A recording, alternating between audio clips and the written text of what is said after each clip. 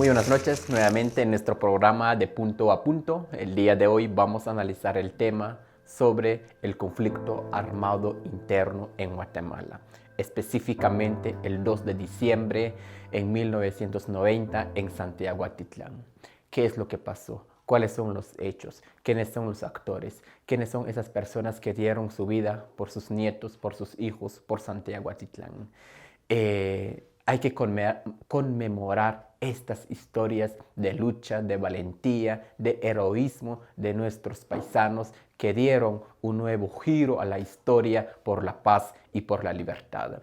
Estos momentos fueron momentos impresionantes para el pueblo de Santiago Atitlán. Por eso en este espacio vamos a analizar los hechos sobre el conflicto armado el 2 de diciembre en 1990 en nuestro municipio. Sin embargo, hay que analizar ciertas causas internacionales, lo que fue la Primera Guerra Mundial en 1914 a 1918 y también la Segunda Guerra Mundial en 1939 a 1940 y la Guerra Fría. Y sobre todo esto, una crisis surgió en Guatemala en materia política, donde se acabó lo que es la primavera en Guatemala y empezó una época de militar en el gobierno, desde el 1960 hasta 1996, fue el periodo histórico de lucha, de conflicto, de violencia en Guatemala. Y en Santiago Atitlán empezó la represión en 1980 y terminó en 1990. Fue una lucha, fue un momento impresionante para el pueblo de Santiago Atitlán. ¿Cómo empezó todo esto? En 1976, bien recordamos, el ejército inicia su presencia en el territorio de Sololá, de Santiago Atitlán, inclusive también de Cerro de Oro. Cerro de Oro hay que destacar también que fue una de las aldeas, una de las comunidades que lograron derrocar el régimen de la presencia de militar en su territorio. Lograron expulsarlo en 1976. Y en 1979 empezó la presencia del ejército aquí en el territorio de Santiago Atitlán. En esa misma fecha se empezó una gran intimidación al pueblo de Santiago Atitlán. En 1980 fue ese año donde el ejército permaneció y estableció su destacamento militar en el cantón Panabaj, donde hoy conmemoramos lo que es el Parque de la Paz. Ahí estableció su destacamento militar, donde la población sintió esa intimidación, un momento, una ola de conflicto, de violencia, donde mucha gente perdieron sus vidas, sus familias, sus hijos, sus abuelos, sus padres. Santiago Atitlán perdió muchas cosas, no solo el tema de la economía. Mucha gente ya no fueron a pescar, no fueron a la montaña a buscar sus leñas para poder continuar o intercambiar lo que llamamos lo que es la economía. Fue un momento de ausencia el tema económico en Santiago Atitlán y también sobre la ruptura del tejido social. Los medios de comunicaciones tuvieron un papel no solo limitado, sino que también perseguidos, lo que es la radio La Voz de Atitlán y también el papel que ejerció la Iglesia Católica en ese momento sobre formación, sobre los líderes religiosos que defendieron el pueblo de Santiago Atitlán. Según los datos, lo que es la diócesis Sololá dice que fueron asesinados cerca de 10 catequistas durante 1980 a 1985. La pregunta es ¿por qué? Por defender el pueblo, por defender los derechos humanos en Santiago Atitlán. También hay que recordar lo que fue el 24 de octubre, el asesinato, la ejecución o el secuestro de Gaspar Kulán y Yatás. Fue el director de la radio La Voz de Atitlán. Es un gran catequista. Hablaba por la paz, por la libertad, cómo debería ser un pueblo con justicia. Pero vinieron el ejército, lo ejecutaron, lo secuestraron. Y esto no le decimos nosotros que estamos aquí en Santiago Atitlán, que presenciamos los hechos. No, lo dice también lo que es la Comisión de Esclarecimiento Histórico, que fue fundada en 1994, después de la masacre en Santiago Atitlán, donde narra los hechos, cómo fue ejecutado este seminarista, este director de la radio La Voz de Atitlán. Y en 1981 también hay que recordar la muerte del pastor de la Iglesia Católica, Padre Applaz. Entonces, estos acontecimientos son muy importantes porque defendió a su pueblo, defendió a su rebaño, defendió los derechos de los pueblos indígenas en Santiago Atitlán. Y no solo eso, sino que también defendió a los jóvenes, porque muchos jóvenes tenían el riesgo de ser secuestrados o de ser llevados para poder prestar servicio militar. Pero la iglesia tuvo un papel de mediador, tuvo un papel para poder defender los derechos de los pueblos indígenas. Y fue asesinado el 28 de julio en 1981. Después de esos acontecimientos, en 1984, la población de Santiago Atitlán querían libertad. Y también el alcalde en ese entonces quería libertad también. Pero el ejército impuso un plan, lo que se llamó PAC, que es Patrulla de Autodefensa Civil, donde todos los ciudadanos fueron obligados a estar en este grupo. Solo duró alrededor de 4 años. Después fueron disueltos porque no funcionaba. ¿Por qué? Porque el ejército tachaban a estos grupos, que es el PAC, de la guerrilla, que son parte de la guerrilla, pero eso fue una estrategia de cómo desmantelar ciertas estructuras que el mismo ejército lo ha construido. Por eso, en un cabildo abierto que se llevó a cabo, la gente dijeron, no, ya no vamos a participar en PAC, porque el mismo ejército trata de imponer su propia ideología para que nos digan a nosotros que somos de la guerrilla, pero eso es una mentira. No solo fue eso, también hay que analizar otros hechos, lo que fue en ese mismo año, en el 81, donde alrededor de 16 personas fueron ejecutados en la finca de San Isidro y otros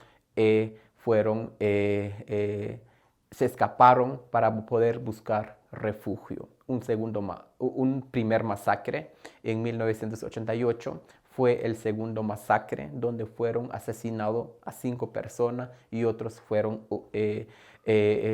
huyéndose en busca del refugio. Un segundo masacre. Pero antes que nada, un breve paréntesis. ¿Qué significa masacre? Masacre es el asesinato de 3 a 4 a 5 personas en un mismo lugar, con un mismo objetivo, con los mismos sujetos violentos que atentaron con la vida de esos individuos que ahí existen. Entonces, lo más recordado en Santiago Atitlán fue el 2 de diciembre en 1990. A 10 años de la presencia del ejército. ¿Qué pasó el 2 de diciembre? Es lo más recordado. Lo vemos en distintas publicaciones, pero es importante analizarlo también, narrar cómo fue el hecho. El 1 de diciembre, justamente a las 8 de la noche, a las 9 de la noche, donde el ejército querían secuestrar a un joven de apellido Ajuchan Zapalú. Querían secuestrarlo y lo dispararon en su pie para llevarlo al cuartel. Pero en ese momento la gente se organizaron, la gente se levantaron en la plaza para poder exigir la pronta investigación. Mucha gente quería libertad y fueron a manifestarse ahí en el Parque de la Paz, en Panabaj, para poder exigir al cuerpo del ejército, ¿qué está pasando? Queremos dialogar, decía el alcalde en función, que es Rodas Tobías, y también el alcalde electo Salvador Ramírez Ramírez.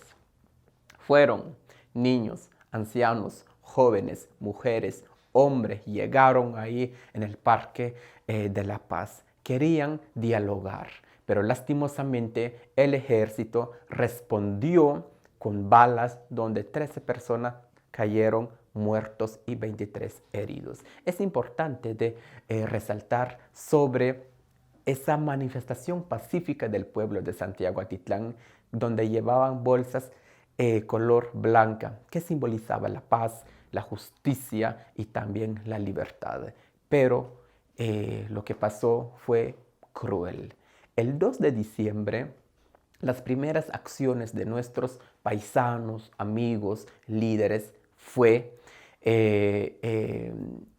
organizarse un cabildo abierto. Dentro de esto se organizó un comité de emergencia, donde recaudaron alrededor de 15,000 firmas para poder presentar al gobierno de Guatemala y también al organismo judicial, a la Corte Suprema de Justicia, al ministro de Gobernación, para poder exigir la pronta investigación. Y en todo este proceso estuvo también lo que es el Procurador de los Derechos Humanos. Santiago Atitlán pedían 3 cosas.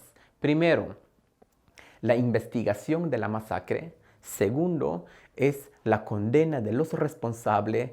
Tercero, es la retirada del ejército. Y logró Santiago Atitlán retirar el ejército aquí en nuestro municipio. Son hechos históricos que es importante analizarlo. Según el informe de la municipalidad, en 1980-1985 fueron asesinados cerca de 107 personas. Fueron asesinados. El informe de 1980 a 1985. Pero no tenemos informe de 1985 a 1990. Y que como población es importante, que como institución es importante tener esos datos. ¿Para qué? Para poder tener esos datos exactos, qué es lo que realmente pasó, quiénes son los que fueron víctimas de la masacre y también de la ola de violencia provocado por el Estado a través del ejército. Y también hay otro dato. De acuerdo al informe de la Comisión del Esclarecimiento Histórico, alrededor de 200 casos presentados por familias aquí en Santiago Atitlán. Eso significa fueron más de 200 personas que perdieron a sus amigos, a su papá, a su mamá, a sus hermanos, a sus tíos, a sus primos y otros familiares. Esta es la realidad del conflicto armado en Santiago Atitlán, que como población, que como jóvenes, es importante conocerlo.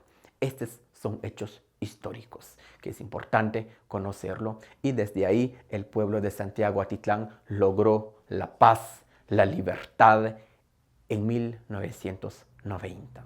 Y también, después de todo esto, se negoció también con el presidente de la República que Santiago Atitlán tiene ese compromiso, tuvo ese compromiso de organizar un comité pro seguridad. Significa que todos los jóvenes, que todos los hombres tienen esa obligación y el compromiso de ser parte de una organización que se llamó Rondas. Entonces, todo participaba en esto. Hay un papel que ejerció la mujer en ese momento. De acuerdo a la investigación que hizo el antropólogo Mario Sosa Velázquez en 1996, donde su trabajo de campo, una de las entrevistas, narra que las mujeres decían: si los hombres no van a hacer rondas, entonces nosotros las mujeres vamos a hacer las rondas, vamos a proteger a nuestros niños, vamos a proteger a nuestras familias. El papel que ejerció la mujer en ese momento, que influyó sobre la seguridad en Santiago Atitlán. Y 6 años después, el 29 de diciembre, se firmó lo que es el acuerdo Paz y Firme en Guatemala, y donde se terminó lo que es el conflicto armado. ¿Qué nos deja eso como jóvenes de Santiago Atitlán, como líderes, como autoridades? Que es importante. En el 80, en el 90, hubo un personaje autoritario, un sistema que logró imponer ciertas ideologías. Y actualmente, ¿cómo podemos comparar esto? Hay una autoridad también que impone ciertas ideologías. ¿Quiénes son? ¿Cuáles? ¿Quiénes están detrás de todo esto? Es importante también resaltar el papel de la juventud en ese momento. En 1984 al 86, los jóvenes tuvieron un papel y participaron dentro del PAC, Patrullas Autodefensa Civil, donde los jóvenes a las 10 de la noche, a las 11 de la noche, estaban ahí para proteger al pueblo de Santiago Atitlán. Los jóvenes.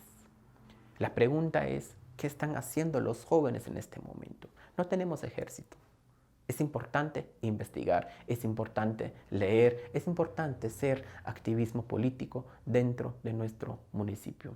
Esta es la historia de Santiago Atitlán y que después de todo eso logramos ciertos avances en materia de justicia y que actualmente tenemos ciertos personajes que protegen nuestros derechos como humanos.